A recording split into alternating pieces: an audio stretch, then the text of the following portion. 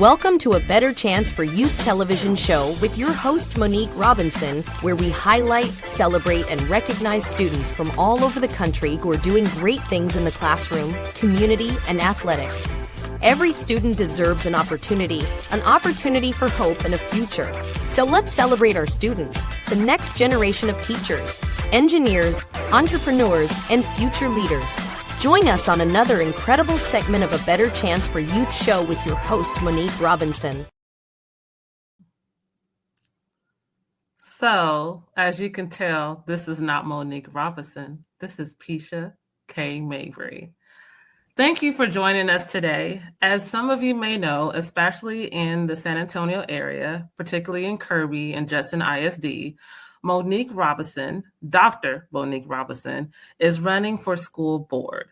And so as an advocate for education, particularly with me studying educational policies and the climate of Texas, especially since our governor has already agreed to have vouchers, it's very important, especially for the public school systems, that we have a school board that is going to advocate for the betterment of education for the future of our students. So what I did was I asked Monique because I wanted to understand some of her ideas when it comes to education policy, as well as how she would change the landscape of education when it comes to Judson ISD students. So I want to bring her on the show, her show, and I want to ask her a couple of questions because even though I know Monique personally, I never really did a deep dive on what her political stance when it comes to education. And I think it's very important for people in Kirby, especially people who are voting for the Judson ISD school board, to know really and truly who she is and as well as what she stands for. So I would like to bring Monique out so I could put her on the hot seat and so I could ask her several questions so that we could understand what her standpoint is. Hey, Pesha. How you doing, Miss Monique? So it's interesting, particularly when it comes to your background. And before I start asking these questions, these hard-hitting questions, really that is concerning the educational landscape of Judson ISD, can you give me a little bit of who you are, as well as what is your educational resume? Because for what I understand, some people are concerned about your education resume. So can you give us a little bit about that? Well, oh goodness, it don't seem like it's been this long. However, I came into the educational field, I really want to say, even before I started teaching, I was teaching. I am the daughter of two master teachers. Both my parents are educators. My mom is a reading specialist and master teacher, and my dad, math, science. My first teaching job was kindergarten, and that was in 2000 at Marva Collins School with no aid, with 26 kindergartners, and it was sink or swim. But from that, it taught me a lot. I mean, I tell anybody that goes into education, teach kindergarten for a day, you can teach anything. But I honestly was not even trying to be a teacher. I actually went to school for psychology. And I know, I figured out real quick that psychology is challenging. And I have a big heart. And that just, I was taking the work home and doing too much. And they opened up a job in education. And I went and got hired on the spot and been in education ever since. So I have started in kindergarten, and then from kindergarten, my principal seen that I had a better relationship with the middle school kids. They would sneak over to my room anyway, and because they had siblings in my class. And so I started building after school programs to keep them out of trouble or help them pass their classes, or even expose them to things that our demographic is not used to. So that started all the way back in 2000 with that. And so I have literally done everything in the school, literally. except for custodian and cafeteria. But I'm not too prideful. Like if they were short, I showed up and helped out because, you know, you help people that feed you, they tend to make sure you always eat. So I did that. I've taught even in the adult learning. I know that learned real quick that was not for me because I started missing the kids and I went back down. I've been an administrator. I helped open some schools. I've helped some of my good friends open schools and get their things approved. I also pay really close attention to several policies and help get some of those things passed as well. So my education journey line, I'm a lifelong learner. I love to learn. Like even now I'm contemplating going to school for educational law. I know. It's like, why you want to go back to school? You have that educational path. You just find stuff to learn all the time. But it, has always been something that I wanted, and I was like, educational law, yeah, then I can advocate for special needs kids and advocate for teachers who may have not received things that they need. So I've started 2000 till now, I've been out the classroom for about 5 years, but I still always find my way because through my nonprofit, which I started because how they were doing the misguidedness of minority scholars and they weren't preparing them for college. So that's how my nonprofit developed when I was in Detroit, Michigan. We were there.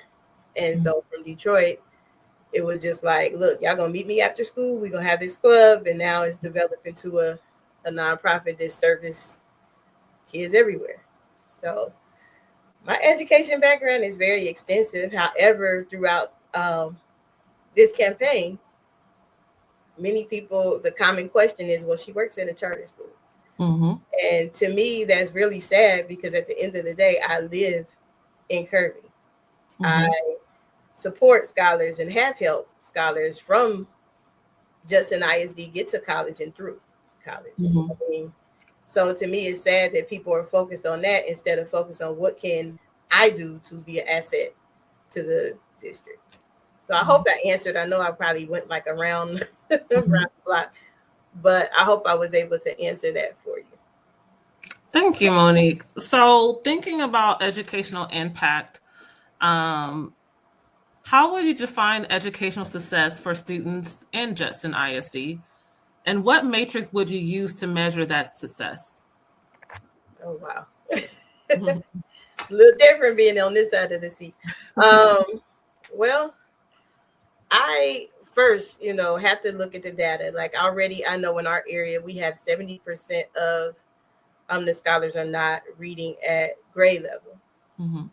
And my thing is not because I was a classroom teacher and I know how that looks. Often people blame the teacher. However, I think it's a deeper problem than that. I think that we need to educate the families because if you're sending kids home with things that they don't understand and they may have families that don't understand, we can use that as a learning thing to educate the whole entire family, because there are gaps that need to be filled. So to me, I would first want to start by creating some type of program that can create a resource base for parents. Although, some districts would say, the key to success is really parent involvement. And actually, several of my programs have been parent involvement based. So I would say if we increase the parent involvement in several things and you get their buy-in, and you're able to provide them those resources, then you're able to touch the scholars. Then we can start doing a data analysis and dissecting the numbers and really seeing, okay, look, this is where we fall short. This is how we can help. And then we also have to provide supportive programs for our teachers because I feel they don't get enough support. And I don't want to just say teachers, but our aides as well, or our paras. Because everybody is important in the educational realm. But I feel with proper resources, proper training, because you can't just wake up and say, oh, I can teach. It's a skill base behind that. And I think a lot of people are miseducated. They think, oh, I want to be a teacher. No, it's not that easy. It's not. It's not. I learn things every day. And I've been at it since 2000. So I think if people quit thinking that it's such an easy task, or it's just, oh, you can do it, anybody can do it, and actually learn the craft or learn the field of education like they do everything else. Like, you won't go to a doctor and say, hey, I can do your job. I mean, just be realistic, so I think people need to put some respect on education. Most definitely. And I understand that particularly the teacher's retention rate has declined severely, as well as we're seeing that in certain districts, there are libraries that are being shut down. There's this focus on certain aspects of curriculum versus others. There's also this idea of how they manipulated No Child Left Behind, to where students are not being able to be literally when it comes to like reading, or when it comes to math, their literacy rate is really low. And so thinking about those things. But the interesting thing about being on a school board is that this is not a paid position. It's not. This is definitely volunteering. You have to have a passion, not just for students, but also for your community. And so you also have to work among other people, because that's why it's called a board. Correct. So thinking about unity and collaboration, in your opinion, what does unity play in fostering a conducive learning environment within Justin ISD schools? Well, how the demographic, well, not the demographics, but the layout for the board is 7+1, and the +1 is 8, a total of 8, with the +1 being the superintendent. And the board pretty much oversees and listens to things that, and he gives his report at each meeting.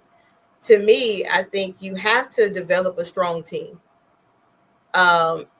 If your team is not strong, then it's going to be able to poke holes and you won't get anything done because you're too worried about your agenda being pushed forward instead of what's good for the whole.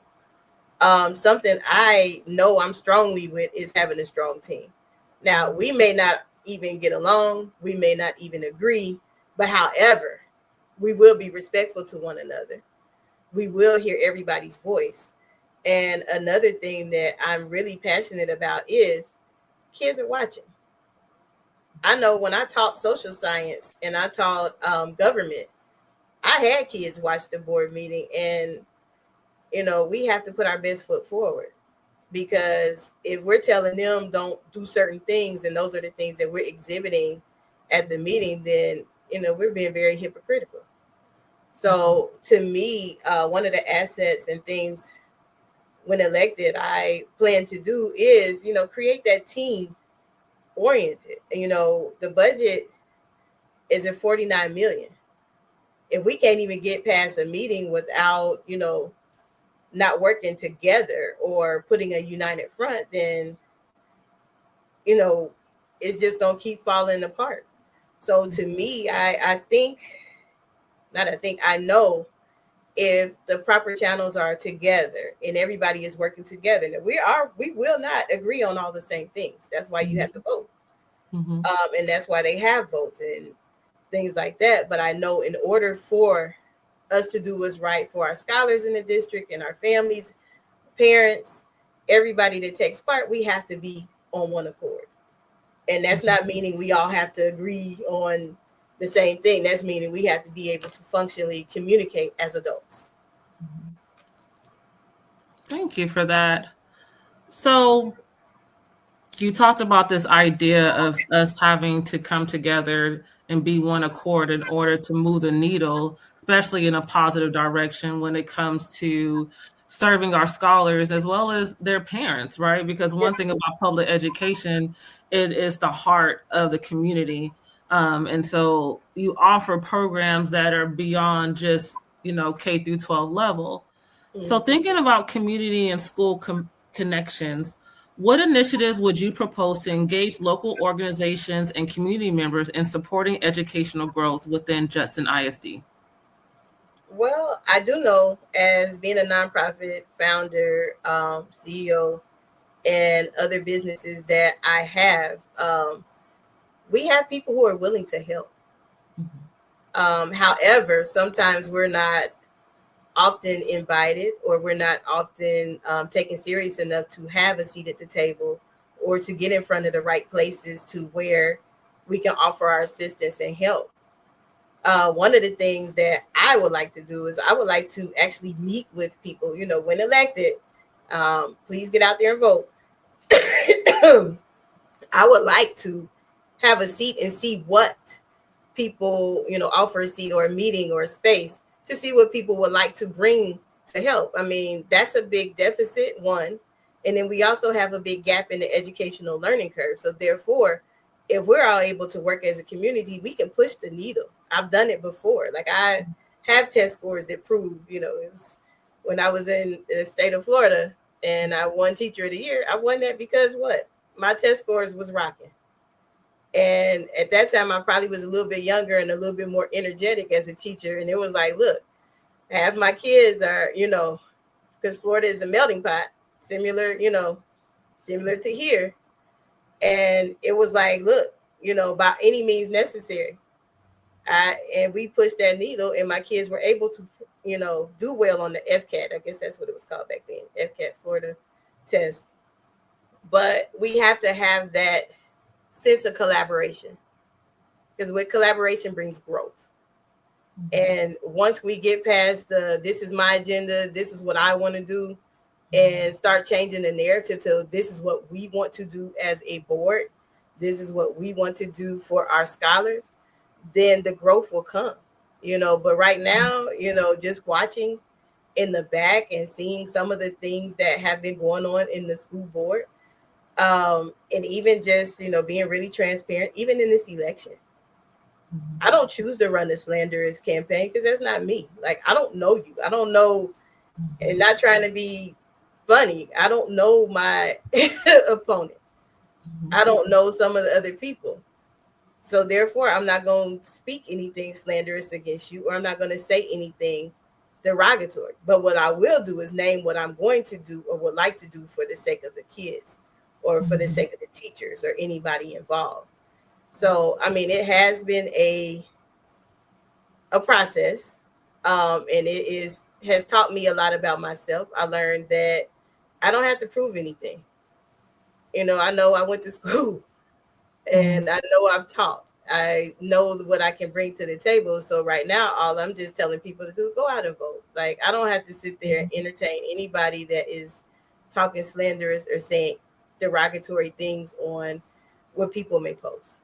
So at this point, if you want to talk to me, I don't mind talking, but be solution based. Come with an idea. Come with, how can we help these kids? But don't come with, oh, you work at a charter school. Oh, you're not certified. Oh, you do this. Like, just being really honest, the vouchers have already passed, so I'm not even the enemy no more. Just saying, but that's the common narrative that people have been given lately. And just from my understanding, you work at a public charter school, correct? Correct.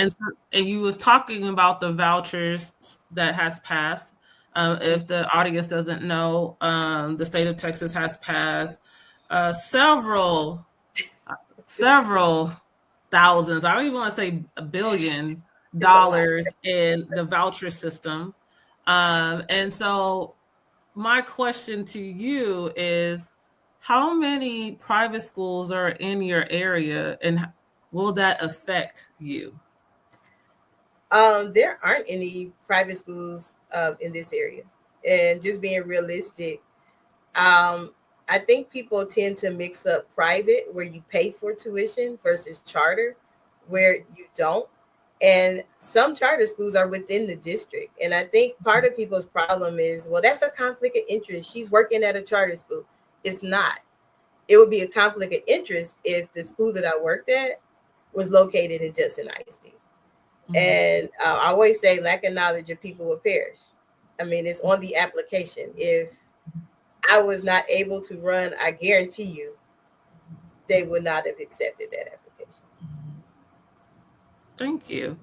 So you mentioned earlier about teachers in particular needing support, and we talked about the fact that there is a huge decline when it comes to retaining teachers across the board, right? Not just in ISD is having that issue, but Northeast, Northside, Edgewood, San Antonio ISD, everyone. We're hearing the horror stories in Houston right now, Houston ISD and what's happening there. Dallas ISD, right? Like we're hearing it. It's a state trend. It's a national trend.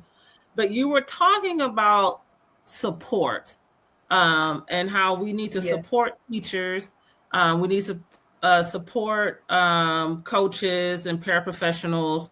And so thinking about that, what strategies would you implement to ensure that teachers feel supported and empowered in their roles?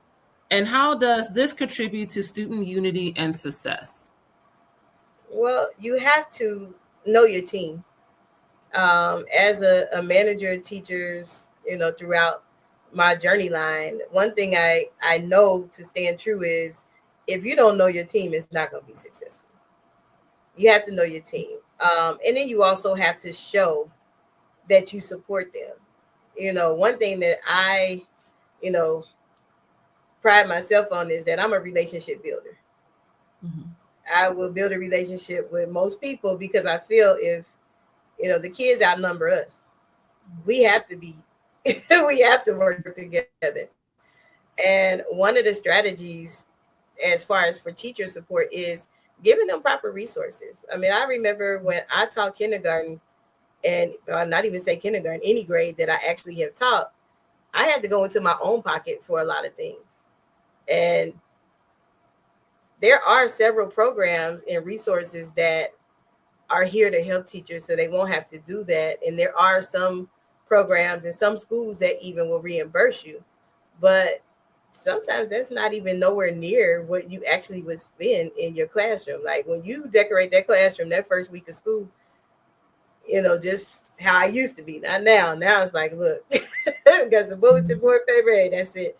Yeah. But just looking at some teachers and how they do their classroom, how they prepare their day, that's almost like thousands of dollars. And then if you want extra resources, or if you teach in some districts where you are celebrating kids, a lot of teachers spend their own money. A lot of parents spend their own money. One of the things that I would like to see is to create that fund that they used to have. I don't know if they still do. I know when I started teaching, they had where you could work with several businesses, and those businesses would like give you like almost like a credit that you could use when you go there and you need resources at the teacher supply store. Network with businesses. That's how we talked about earlier, collaboration. Some businesses actually sell products that teachers need. Get you a partner in education or a partner in business so that they're able to do that. Another thing I would like is make it so that the teachers are able to have that balance, that work-life balance. If you don't have that work-life balance together, and that's what is hurting the retention numbers, that's making the teachers want to leave because you feel like you're taking everything home with you and you're not getting time for yourself and your family. So those different types of support is much needed, as well as programs that can assist even people that are on that track. I know they used to have the program where they help teachers, assistants, or paras be on the track to become a classroom teacher, or even the classroom teacher, they may want to go off into administration. Now, those type of things are supportive too. But another thing that I feel that the district will need, because it has been some situations happening in schools, and nobody is really naming that, is that I feel that they need to do some social emotional learning programs. We have a lot of scholars that have baggage to come to school. We have teachers that have baggage to come to school. Mm-hmm. And if you're not your best self, how are you able to teach somebody? And just because some people may look well put together, you peel that layer back. Some of our educators, they're struggling because of that, and they need that help. Thank you. So, diversity, equity, and inclusion at this time is very much a word that has been villainized. And I'm just going to say this. This is not Monique's thoughts. These are my thoughts. I don't think people realize what DEI stands for and who actually benefits from DEI. If you look at the numbers, some of you will realize it's you who is DEI, but I'm gonna keep it at that. But particularly in education, it kind of stresses me out that we are literally scaling back programs that are significantly help students.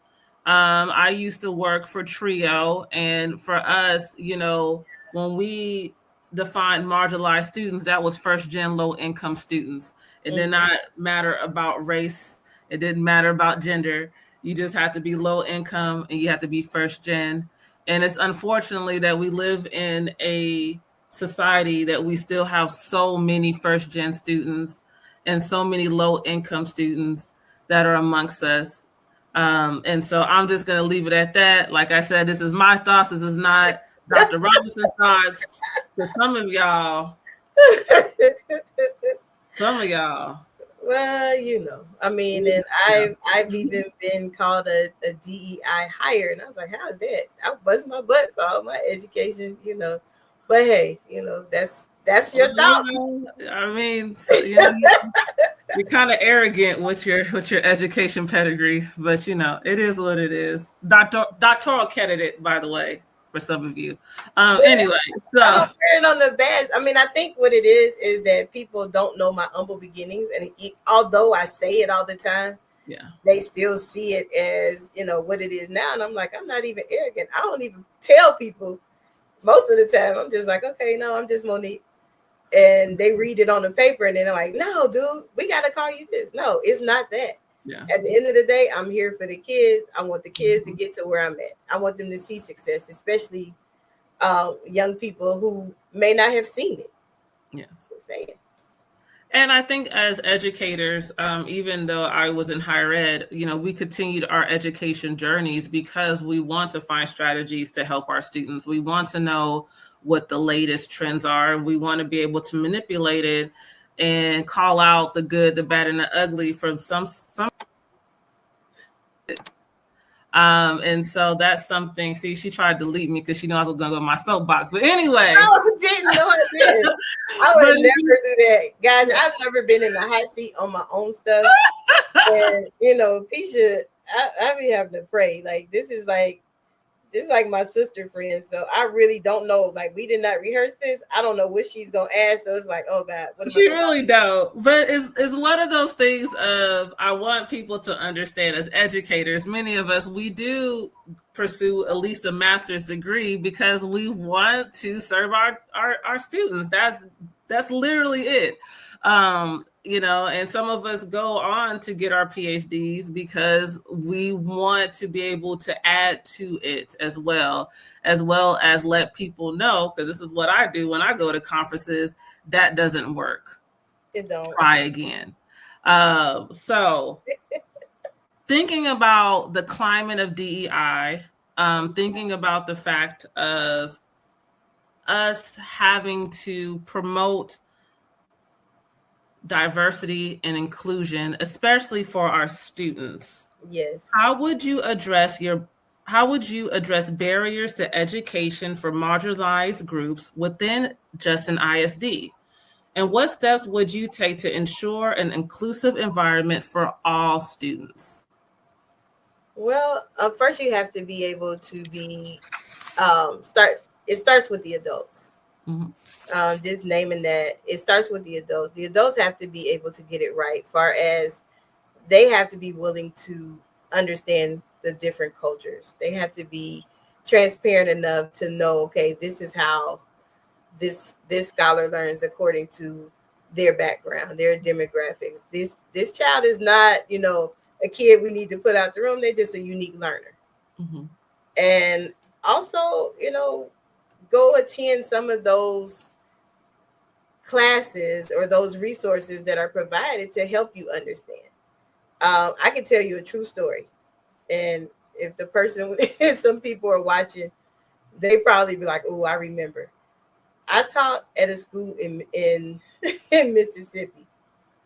Um, just gonna say that it's in Mississippi. Um, Nobody in the school looked like me. Mm-hmm. However, I was able to teach them to where they enjoyed school and nobody paid attention to nothing here. Mm-hmm. So once you get rid of, your narratives, your thoughts, your this, and put all those isms, to race, you Mm-hmm. know, isms away, Mm-hmm. those things away, and Mm-hmm. actually teach the child or love the family, love your coworkers. You don't have to be best friends and all that, but however, respect them enough that you have that common goal that you want to educate the child. And one thing that I know I used to do is I would want to educate the whole family, because just looking at the trends and looking at the demographics in the district as a whole, a lot of our scholars live with their grandparents. A Mm-hmm. lot of our scholars live, in unique situations where mom may have to work and she's not able to help with homework, or the scholar is at the sitters or different things. Mm-hmm. So if we are not teaching everybody and providing those resources to where we can help as a whole, then Mm-hmm. that's where those numbers are shrinking. And Mm-hmm. then people are quick to blame the educators, but honestly, as an educator advocate, some of our educators, not some, all of our educators are doing the best that they can with what they're dealt. Mm-hmm. And another thing is the stability of programs. You can't switch out programs, um, every year, Mm-hmm. because that costs money. Mm-hmm. You got to pay to get the people trained. Mm-hmm. You have to pay for the program itself. Like right now, being that there is a deficit, just adapted another system, and it's like, what are Mm-hmm. you doing here? Mm-hmm. So that's people that have to be trained on that. Although it's only in one subject area, that's still, creating something, another thing that's going to cost money. So I encourage everybody, the budget is out there. You can go on the website, you can see, but one thing that I don't like is that I have been to several town hall meetings. I have been to even, the board meetings. Mm-hmm. But what I don't like is people come there and they gripe and well, I need to see this, and I let people do their job. Mm-hmm. First off, if you have a CFO, a financial officer, and things like that, let them do their job. Mm-hmm. Because if you're not allowing people to get time to get the things done or work through whatever problems that they have, they're not going to be able to do it if you going all this all the time. So Mm-hmm. Mm-hmm. that's why I keep stressing board unity. We have to collaborate. We have to come to a healthy meeting, because right now, that's like the biggest thing. Have you seen the board meeting? Do you see how they operate? Like, that's not good when you're supposed to show up for kids every day. Exactly. So you mentioned about parents, right? And how certain students, especially when it comes to their household, they might be dealing with different challenges.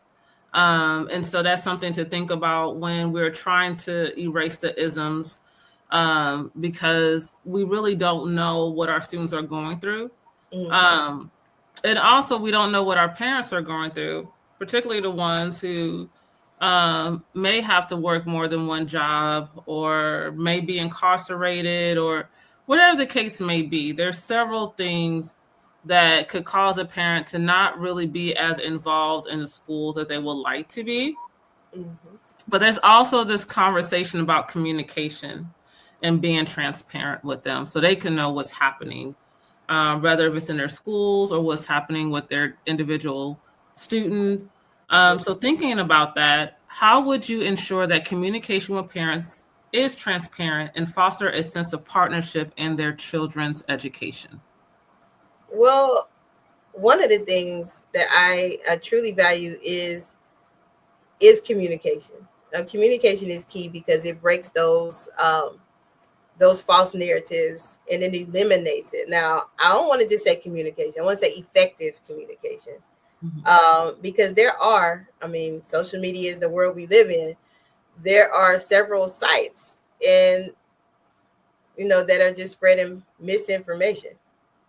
But however, I think they could change that narrative by allowing maybe a board newsletter that would keep people abreast. I know that the current board president, she does notes at the end of the meeting, a wrap up, or she may talk about things that's going on. But because is a very diverse area, possibly provide that in multiple languages or in a written format to where someone can go and they can download it and they can see. Also, some of the schools can step up far as organizing to where their websites are current and up to date so people can know what is going on. I know several of the schools here have events, and I've been in the neighborhood in most of them. Been to most of them if I can make it. But I think you have to over communicate. Even if you have to do a text blast, a mail out, e-blast, something, because what you don't want is people to feel like they are not a part of something. And I think that that's been the biggest gap. A lot of parents feel like, well, I'm not a part because I don't know. And, just from a educator standpoint, let me just step back. I often tell parents all the time, is your information update? Did you change it? Did you, if this number isn't good, what's the backup for the backup? And I feel that over communication is necessary because over effective communication. He said that way. Right. We're talking and not say anything, but a lot of parents want to know. I mean, they see the things on the news and they assume that that's what's going on. And it's mainly because nobody is really naming or saying the elephant in the room, or naming or saying what is the real situation. So if all you are seeing is what's put out there on social media, then you're probably going to believe that that's what's going on in the district instead of actually getting it from the people who are making those decisions. Thank you. So I want to go back to kind of the how fluid it is to promote diversity, equity, and inclusion, particularly when it comes to like cultural relevancy in the classroom. And so I know that there's a lot of books that are being banned. I know that there's curriculums that are being X'd out. I know that there's affinity groups that are being banned. Certain studies are not being allowed, or it might be allowed in one campus and not the other. And so I want us to think about cultural competencies. And my question to you is, how would you work to promote cultural competencies within a district to address the diverse needs of our student population? Oh, wow. That is a heavy loaded question. I often, that's like something that I really get upset about, because I mean, that's one of the reasons I became a published author. Because I noticed that, several of the children's books didn't have young boys as characters. To be real transparent, they didn't have young African American boys as characters. And my nephews didn't like to read. And so because of them is why I was like, look, I need to write some books, because you're not going to be a nephew of mine and not want to read.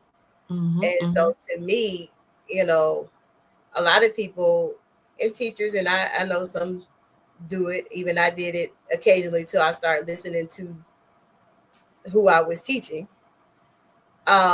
You have to get to know what is going to make them want to read. And then you also want to know who you're educating. I am not from Texas, so when I first moved here, it was difficult because I didn't know the culture. And so a lot of times I'm like, look, this worked in Florida, this worked in Detroit, this worked in Ohio. Why isn't it working here?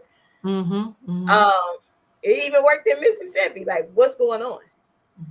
You cannot go somewhere and um,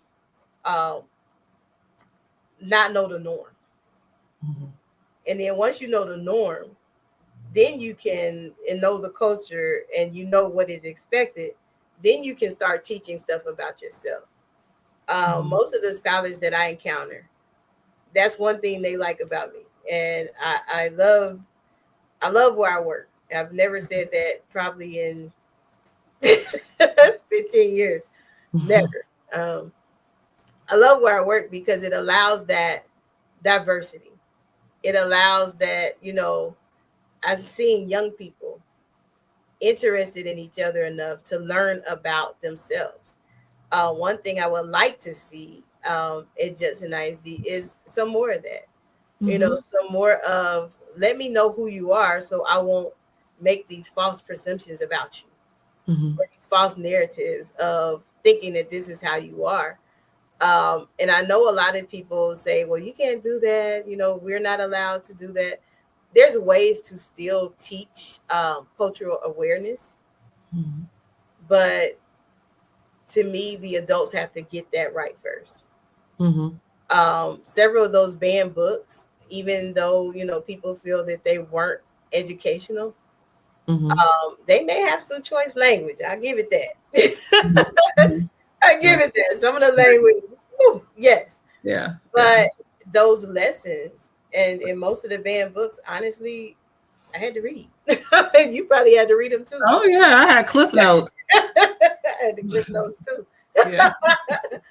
But I see that as an issue, and I really want them to implement some of those books back.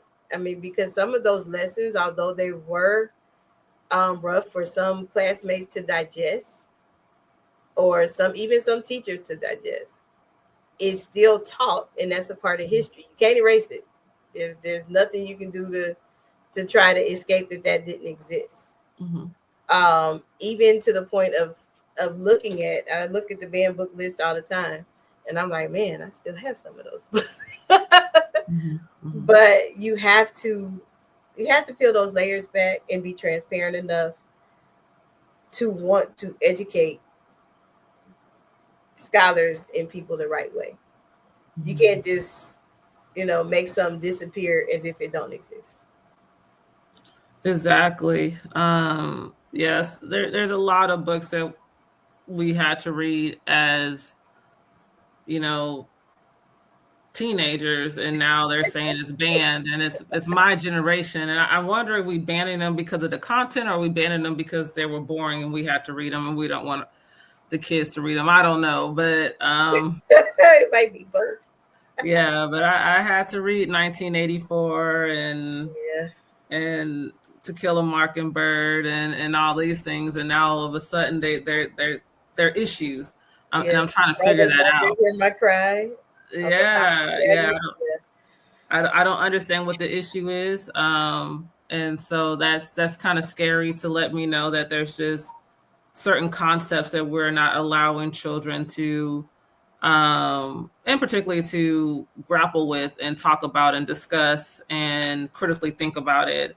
So yeah, it's okay. Atticus, let's talk about what Atticus did. It's all right. But I think that you should be able to bring all books like those that are on the ban list to the table,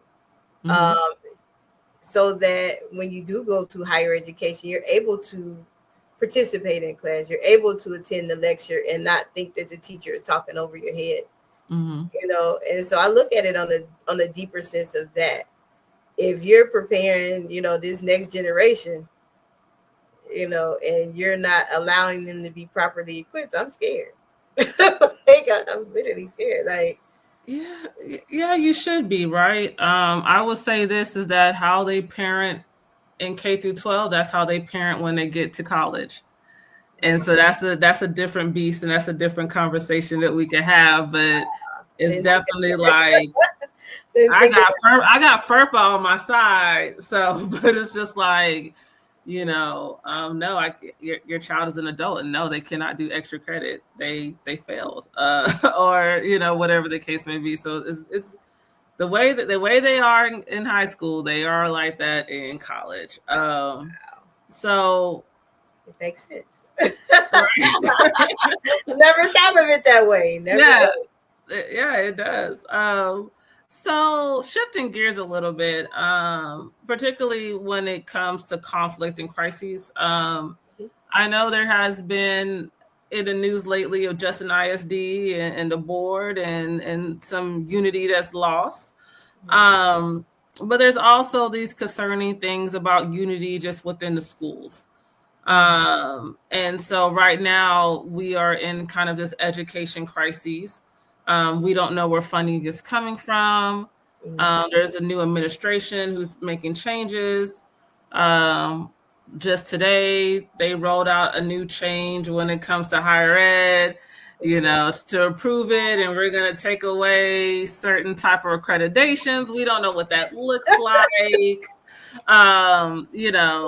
It's a lot. But when we see all these things, we end up having internal crises and conflicts, and we have issues, and we have our kind of ideas of how things should happen. So thinking about that, in a time of crisis or conflict, how would you work to maintain unity and trust within the school community? Well, I think part of that is understanding what confidentiality means. Confidentiality means if we're discussing something in a closed session, then that's for us. Now, I do get it. You do want your community to know some things, and it's okay to tell them some things. But if all you're doing is telling everything that's going on in a closed session, then that's creating division, and it's also creating a mistrust amongst your team. I, don't particularly agree with people who share out a whole bunch of information, because to me it's like, okay, I can't really trust you, because if we're talking about this here, then we have to agree, okay, this is what we're going to put out to the community. This is what they need to know, because sometimes you're giving information, and I don't want people to take this the wrong way, and please don't. There's some people, they don't have an educated mind, meaning they're not an educator, not a teacher. They don't know some of the language. And if you put out, just statistical numbers, or you put out just something, then they're not really fully understanding the whole part. And that's not fair. And so if just saying, if I was a parent and, I don't work in education, I don't really know, but if all you're putting out, okay, we're $49 million in the hole. We're going to lose this. We're going to lose that. But you're not really explaining it, the why and the how. Then to me, that's a big problem. And I think that's where the division is created. I mean, just, the board meeting that happened last week, and that was like a hot topic everywhere. Everybody was so hyped about them arguing and whatever. To me, I would say it. Because in the middle of a crisis, you shouldn't be working against each other. You should be working together. Put your, God forgive me, put your bull crap aside and work together for the betterment of the neighborhoods and of the schools and of the people involved. Because it's a major cut that's going to have to happen. And it's not going to be a easy decision to make. However, it makes it tougher when you're arguing amongst your teammates publicly. So to me, I really, really stress that the board needs to be on one accord. We can agree to disagree, but we cannot work together if we're always working against each other. So you said something which I feel like some audience members will maybe question, is you're saying at one point you say we need to be transparent with our community, but then there's certain things that you're saying well, if it's a close, confidential session, then it shouldn't be, told to the public. Can you kind of like clarify that a little bit? Because, for me, I feel like that's just, contradictory to what you're saying. So if you give me a little clarity on that. What I'm saying is some posts and some Facebook groups are sharing information that they probably shouldn't be sharing because it's just a whole bunch of information. It's just a whole bunch of digits, a whole bunch of educational jargon. Mm-hmm. And most of those are from, closed sessions or emails that may be sent to you as a board member. Mm-hmm. To me, some of those, if you're going to share it, share the correct information, mm-hmm. or share a detailed explanation to where people can understand exactly what they're looking at. Mm-hmm. Because instead of saying, oh, this board member was incorrect in his quotes, and you list everything number wise down. Mm-hmm. One, nobody is reading that. And two, all they see is the big headline. So mm-hmm. that's, to me, is like, if we're talking about this in closed session, let's come to a consensus of what we can share, how we can share it, so that we're all putting the same message out, instead of, okay, this is what I think, this is what I think, and this is what I think, as your own personal agenda. If we're one board, a 7+1 board, mm-hmm. a team of 8. Mm-hmm. Thank you. And I think sometimes people don't understand that numbers can be manipulated. Mm-hmm. That's one thing I learned in statistics, that I could do a little razzle and a little dazzle, and I have a different number than what someone else had, as well as how people report those numbers. It could be very much how you want it to be reported and how you want to say it, and you're missing out on a huge chunk because that's your political agenda. But thank you, Monique, for clarifying that. I just didn't want people to kind of get you on that. So you are big on advocacy. I think you even have a Facebook name that's like Monique Advocacy. You like that word a lot. So thinking about advocacy and advocating for students, what actions would you take to ensure that the student voices are heard and considered in board decisions? Well, I like the group that the superintendent has, where he has the superintendent cabinet. I think that those groups are effective because, one, is preparing the scholars for leadership, and it's also preparing them to make those important decisions when they become of age, if that's something they wish to go into. So to me, advocacy, yes, is really big for me, because I always felt like I had to stand up for myself. I always felt like you gonna hear what I have to say, and I'm going to make you hear me. And so that's where the whole advocacy concept have come from. And I believe that we have to include our scholars, because a lot of the decisions impact them. Mm-hmm. So to me, how I would make that come to play is keep the scholar superintendent's cabinet for the young people, but also create community programs to where they can show their leadership skills as well. I know we have several, but at least do some within the school district to where they can see those and make those positive changes in that, learn how to speak up for themselves correctly. It don't always have to be an argument. You can learn how to get your point across the right way without going to a negative way. Mm-hmm.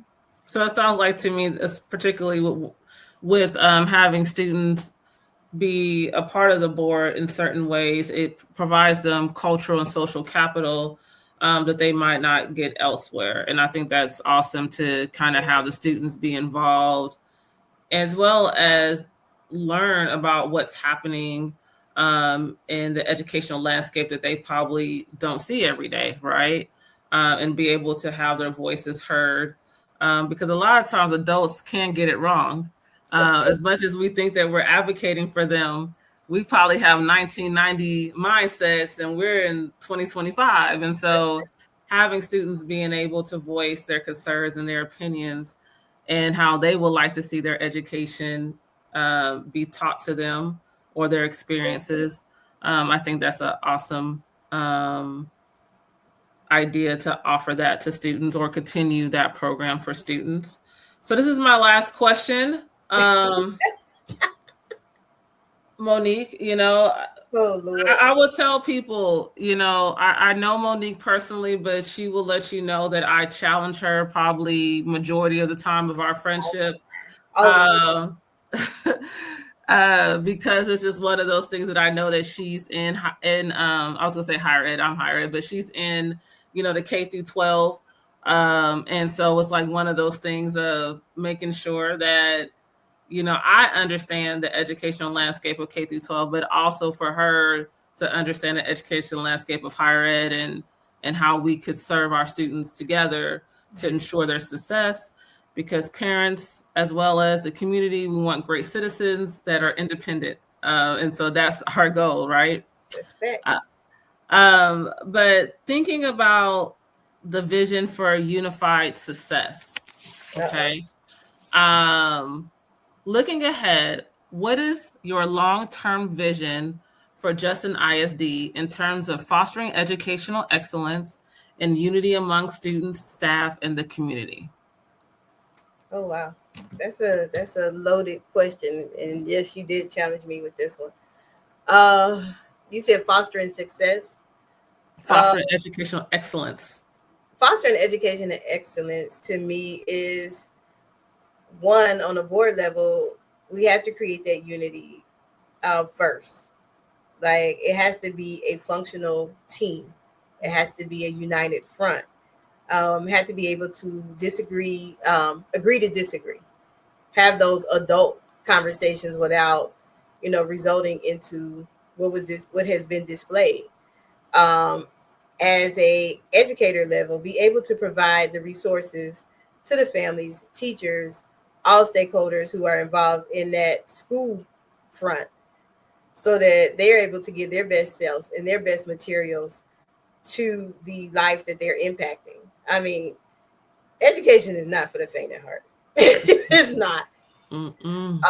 And one thing that I have learned throughout this whole campaign process is, all this time I thought board members was paid. And I was like, this is not no paid position, And the way people have been acting throughout this campaign is like, you don't even get paid for this. Like, you just get your name, you get that. This is a passion-driven thing. And I will say it again. I refuse to talk about you. I don't even know you. But yet you talk about me.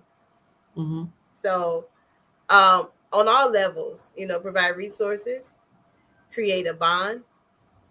Let's work together and collaborate so we can be good for everybody in the district. I mean, the school report cards went out today.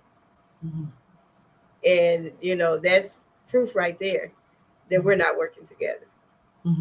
So once the adults get it right, I guarantee you, next time report cards go out, it will be higher. Thank you, Dr. Robinson. So like she said, and I will reiterate, is that, the school board position, it's not paid. But it's also not student council. We really do need a mixture of educators as well as parents, as well as community leaders. But I think it's very important, especially for this time, to select an educator, particularly in District 2, because of the landscape when it comes to the economic disadvantage. We know that, we can see that, we see the numbers. We also know that when it comes to the economic household, how that affects the students' literacy. We see that when it comes to students and how they're engaged in the classroom. And so it's one of those things when you're thinking about it, and I understand that some people want to take back Judson ISD, but I feel like people who need to take back Judson ISD at this time are people who really understand the concept of education. I, in particular, was very shocked when I learned that a lot of board members don't know what education finance is. They don't know how districts get their money. They don't know how curriculums are developed. They don't know how people are hired.